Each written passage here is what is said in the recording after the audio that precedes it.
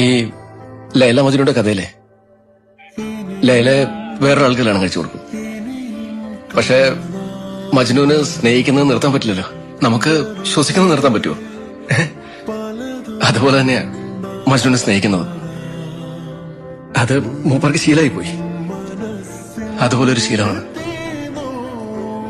എനിക്ക് നിന്നോടുള്ള ഇഷ്ടവും ഷെറിനെ. ഒരിക്കലും കിട്ടില്ലെന്ന് അറിഞ്ഞിട്ടും ഞാൻ നിന്നെ സ്നേഹിക്കുമായിരുന്നു ഷെറിനെ.